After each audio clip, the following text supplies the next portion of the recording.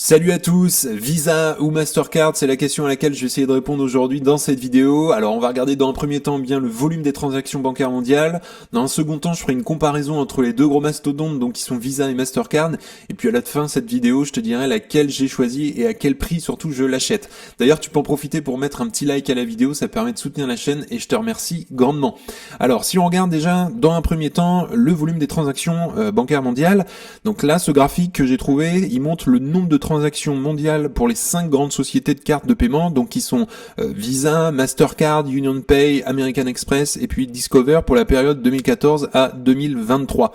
Il faut savoir que les données pour la visualisation comprennent les transactions par carte de crédit et surtout aussi de débit et proviennent de Statista et puis en vigueur jusqu'en mai 2024. Donc, si on rentre un petit peu dans ce graphique, les services de carte ont tendance à être imaginés comme un duopole en fait entre Visa et Mastercard, mais en fait ça va plus loin que ça. Il y en a d'autres. Il y en a un qui a été fondé en 2002, notamment c'est UnionPay en Chine et qui a dépassé surtout Mastercard en volume de transactions en 2017. On le voit là, la belle transaction, enfin la différence entre les deux boîtes à ce moment-là. Et donc il faut savoir qu'en 2023, UnionPay a enregistré 228 milliards de transactions dans le monde et donc elle se place à la deuxième place au final, donc derrière Visa qui est elle à 267 milliards de transactions enregistrées en 2023. Et puis il faut savoir que selon Retail Banking Research, il a également dépassé à la fois Visa et Mastercard en termes de valeur de paiement global. Donc voilà, on a quand même une grosse boîte qui est peut-être un peu moins connue, on va dire, en Europe notamment, mais c'est une boîte qui est quand même qui a une importance mondiale. Alors si on regarde un petit peu le volume des transactions au fur et à mesure des années, sur une dizaine d'années, Visa on était à 113 milliards de transactions en 2014 et on est passé à 267 milliards 10 ans plus tard à peu près. Donc voilà, ça fait une augmentation de 236%. UnionPay, on est quand même passé de 20 milliards de transactions en 2014 à 228 milliards en 2023, donc ça fait quand même un plus 1140% en 10 ans. Mastercard, on est passé de 51 milliards à 171 milliards en 10 ans, donc ça fait un plus 335%, donc mieux quand même que Visa, si on regarde quand même les deux grands mastodontes. American Express, boîte fortement implantée surtout aux États-Unis, 7 milliards en 2014 de transactions, ont passé à 11 milliards de transactions en 2023, donc ça fait un plus 157%, et Discover, très honnêtement je connais pas du tout la boîte, 2 milliards en 2014 à 2023 on est passé à 4 milliards, donc voilà, ça fait un 200% en 10 ans. Donc voilà, quand même, faut le souligner, UnionPay a une belle performance en 10 ans en termes de volume de transactions de paiement, et c'est quand même pas négligeable, surtout qu'on a quand même deux belles boîtes Visa et Mastercard qui sont déjà bien implantées. Alors, le plus grand marché de UnionPay est surtout la Chine, c'est pour ça qu'on la connaît un petit peu moins aujourd'hui en Europe, et surtout le seul réseau interbancaire reliant tous les guichets automatiques. Il convient également de noter que la majorité des transactions d'UnionPay sont des transactions de débit, bien que ces produits de carte de crédit se développent aussi rapidement. Pendant ce temps, on a aussi des concurrents prometteurs de la fintech, comme on a aussi PayPal, j'en ai déjà un peu parlé sur la chaîne, Apple Pay aussi, qui sont maintenant devenus des collaborateurs surtout de Visa et de Mastercard dans le but aussi d'obtenir une place dans l'industrie massive et lucrative des paiements numériques. Mais quoi qu'il en soit, ils collaborent avec Visa et Mastercard, donc ils touchent une transaction aussi à chaque fois. Alors il faut savoir qu'une partie de la raison est la portée de l'infrastructure Visa et Mastercard. Donc, d'après un article de Motley Fool, les deux géants de la carte ont essentiellement en fait construit les autoroutes du monde du paiement et perçoivent maintenant un péage à chaque fois qu'il y a une transaction. Donc c'est ce que je disais en fait. À chaque fois que vous utilisez votre téléphone avec donc Apple Pay pourquoi pas, ou alors via PayPal notamment, eh bien vous utilisez votre carte notamment de débit Mastercard ou Visa, et à chaque fois que vous achetez quelque chose, eh bien Visa ou Mastercard perçoit justement un pourcentage de la transaction. Il faut savoir que, et même le montant du péage peut faire en fait une différence dans la part de marché. Par exemple, en fait, les cartes American Express sont moins populaires en raison des frais de commerçants plus élevés aussi, ce qui limite évidemment leur acceptation. Alors, maintenant, comparaison. Je vais me centraliser un petit peu plus sur Visa et Mastercard. Donc laquelle entre les deux? Eh bien, c'est les deux plus grandes entreprises, pour mettre un petit peu les choses à plat, de traitement de paiement dans le monde. Bien évidemment, il y a de nombreuses similitudes, mais il existe aussi des différences importantes entre elles. Je t'ai mis quelques différences, quelques points clés différents entre les deux. Donc le premier, ça va être la taille du réseau et la part du marché. C'est-à-dire que Visa est le plus grand réseau de paiement mondial en termes de volume de transactions et de cartes en circulation. Il traite environ 60% des transactions par carte de paiement au niveau mondial. Mastercard, bien qu'elle soit la deuxième après Visa, eh bien détient environ 30% de part de marché mondial en termes de volume de paiement. Alors faut pas oublier qu'il y a aussi UnionPay, on en a parlé tout à l'heure. En termes de modèle d'affaires, les deux entreprises n'émettent pas de cartes directement aux consommateurs, mais fournissent bien des réseaux de paiement pour les banques qui émettent leurs cartes. Donc voilà, par exemple JP Morgan, Citi, donc ce sont des banques. Visa et Mastercard prélèvent des frais sur chaque transaction traitée via leur réseau, donc c'est ce que je disais tout à l'heure, tout en offrant aussi des services de prévention des fraudes et aussi d'analyse des données. Troisième point, c'est une présence géographique. Visa domine dans des régions comme par exemple les États-Unis, et une forte présence aussi dans l'Asie-Pacifique. Évidemment, il y a aussi l'Europe, bien évidemment. Mastercard, en revanche, a une présence légèrement plus diversifiée à l'échelle mondiale, avec une pénétration relativement plus forte en Europe. Donc voilà, il y a une petite différence quand même par rapport à ça. Quatrième point, en termes de technologie, d'innovation, Mastercard est considéré comme un leader en termes d'innovation technologique, avec des investissements significatifs dans des technologies comme la biométrie et les crypto-monnaies. Donc en fait, par exemple, Mastercard a signé aussi des partenariats dans l'espace des paiements numériques et aussi des blockchains. Visa, tout en innovant également, est davantage axé sur l'extension de son réseau avec des partenariats dans des domaines tels que les paiements sans contact, les paiements mobiles, notamment via Apple Pay. Visa est aussi acquis Plaid pour renforcer sa présence dans les espaces de paiement de la FinTech. Cinquième point, service supplémentaire. Donc là, c'est-à-dire que Visa propose des programmes comme Visa Direct qui permet en fait des paiements en temps réel entre entreprises et consommateurs. Mastercard pour le coup offre des services supplémentaires en fait comme le Mastercard Send, similaire à Visa Direct globalement, mais également actif dans les solutions de cybersécurité. Sixième point, croissance des performances financières. Donc là, les deux entreprises bénéficient de la tendance vers une réduction de l'utilisation des espèces et la croissance des paiements électroniques. Donc c'est tant mieux pour les deux.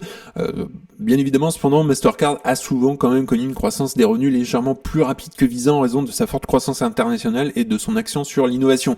On le verra tout à l'heure un petit peu dans les chiffres, ça se voit clairement.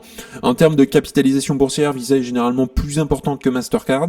Alors, septième point, en termes de positionnement concurrentiel, Visa et Mastercard sont dans une concurrence directe, mais elles ne sont pas les seules dans l'industrie. On l'a vu tout à l'heure, il y a UnionPay, American Express, ou encore Discover, qui se concentrent également sur les services financiers. Cependant, Visa et Mastercard se concentrent aussi sur le rôle de facilitateur de transactions plutôt que sur l'octroi de crédit. Donc conclusion, que Visa et Mastercard soient assez similaires en termes de modèle d'affaires. Visa est le leader en termes de taille de réseau, tandis que Mastercard se distingue par ses innovations et sa diversité géographique. Donc le choix entre les deux pour les utilisateurs ou les investisseurs peut dépendre en fait de leurs priorités, qu'il s'agisse de portée internationale, d'innovation ou encore de stratégie de croissance. Alors on va rentrer un petit peu dans le détail, on va regarder les chiffres des deux boîtes. Déjà on va commencer par Visa. Donc, est-ce que c'est une entreprise de qualité? Donc, on voit en termes de chiffre d'affaires, globalement, sur 5 ans, on a une croissance de 9 à 10% du chiffre d'affaires. Donc, c'est vraiment très bien. On a un beau graphique de croissance du chiffre d'affaires. Donc, ça, c'est OK pour moi. Si on regarde maintenant les free cash flow, donc c'est ce qui reste vraiment à la fin dans l'entreprise, c'est vraiment le cash disponible. Globalement, on a une croissance de 10,5% à peu près des free cash flow par an. Donc voilà, on a une belle croissance des free cash flow avec un petit peu, parfois des petits trous 2020, 2016, 2012, mais globalement on a une belle croissance des free cash flow, donc ça c'est tant mieux. Le ROCE, en moyenne sur 5 ans, il est à 22,69%, donc ça c'est vraiment très très très bien, et globalement on voit que sur une dizaine d'années, il a tendance quand même à augmenter, à croître, donc ça c'est tout à fait encourageant, il y a une belle allocation du capital. En termes de dette nette par rapport au free cash flow, donc globalement ils peuvent rembourser leur dette en moins de 3 ans, donc il y a vraiment aucun problème là-dessus. C'est pas une entreprise avec des gros problèmes financiers. Le nombre d'actions en circulation, on voit globalement qu'ils font du rachat d'actions, globalement donc moins 10% sur les 5 dernières années, donc ça c'est tout à fait encourageant. Moyen de part, mieux c'est pour les actionnaires. Et puis enfin la marge du free cash flow quand même que je trouve assez incroyable à 55,67% sur une moyenne sur 5 ans, et globalement la tendance en plus à être améliorée ces dernières années.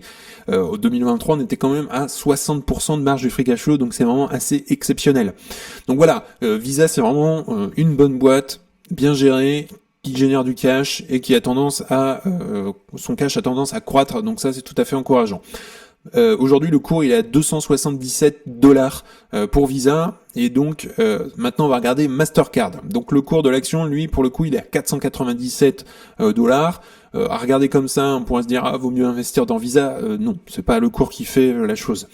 Si on regarde maintenant un petit peu dans les chiffres, donc on est à 10,92% en termes de croissance du chiffre d'affaires en moyenne sur 5 ans. Donc voilà, c'est similaire à Visa, donc pas de grosse différence sur ce point-là.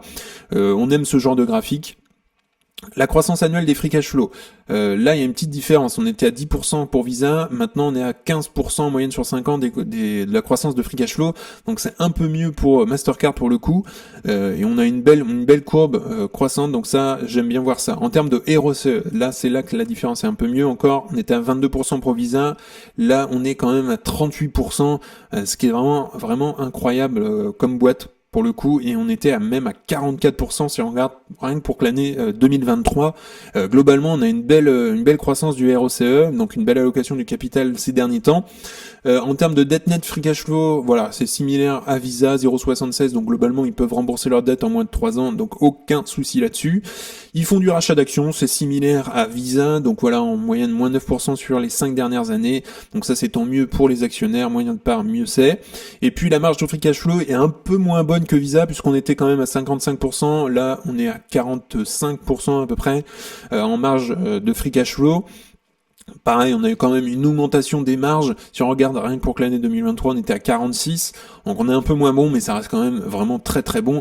Donc globalement, on a quand même vraiment deux bonnes boîtes ici. Visa et Mastercard, ce sont vraiment deux bonnes boîtes bien gérées, même si on voit globalement Mastercard fait un petit peu mieux en termes de croissance des free cash flow, et puis un ROC qui est un petit peu meilleur, mais globalement, ça reste vraiment deux bonnes boîtes. Alors maintenant, on va se projeter un petit peu plus loin sur Visa, et je vous dis à quel prix j'achète l'action.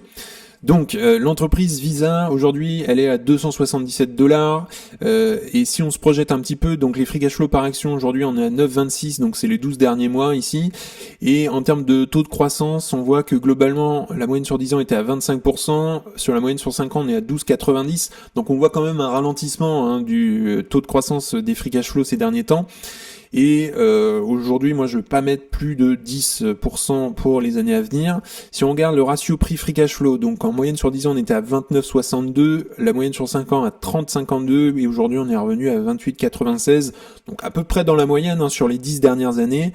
Mais on a eu quand même des points assez bas. Donc si on regarde, aujourd'hui, on est à 28.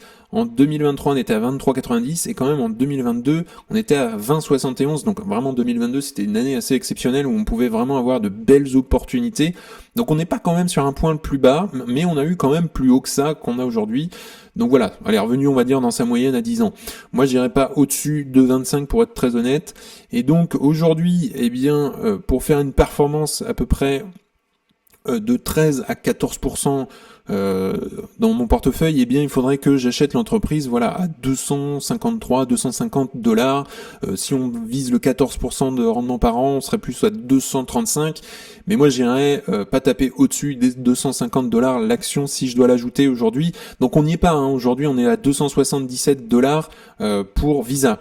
Mastercard pour le coup, si on se projette un tout petit peu plus, elle a une meilleure performance de taux de croissance. Donc les 12 derniers mois en termes de free cash flow par action, on est à 12,15.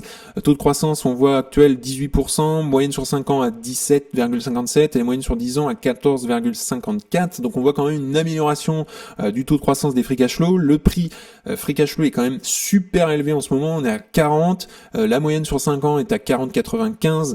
14, donc on est vraiment sur la même chose, c'est similaire. Par contre, la moyenne à 10 ans, elle était à 36. Si on regarde un petit peu l'historique, on est quand même sur des points assez élevés, mais elle s'est toujours échangée assez cher, Mastercard. Le point le plus bas était en 2022 à 33, on avait même 27 en 2016, mais voilà, ça reste une boîte assez chère. Donc en termes de croissance, on va être un petit peu mieux pour Mastercard, je ne mettrai pas plus de 12, et puis on va mettre 25 aussi en termes de ratio prix free cash flow. Et donc aujourd'hui, l'action elle est à 497 dollars, et si je devais l'ajouter à mon portefeuille, donc avec 13% de croissance par an, voilà, il faudrait la payer 384 dollars, ou si on fait du 14%, on serait à 356. Donc on en est vraiment beaucoup plus loin que Visa en termes de prix, la différence entre les deux. Donc pour conclure, eh bien aujourd'hui Mastercard, je l'ai pas en portefeuille parce que c'est une entreprise que je trouve plus chère que Visa. Visa, je l'ai ajouté récemment dans mon portefeuille autour des $250. Aujourd'hui, on le voit, elle est repartie. Évidemment, j'aimerais continuer à faire grossir ma position sur Visa. Pourquoi pas un jour rentrer Mastercard si elle revient vraiment sur des niveaux de valorisation plus acceptables pour moi. Alors pour le coup, ce sont vraiment deux bonnes entreprises, hein. On l'a vu en termes de chiffres, c'est vraiment deux belles boîtes.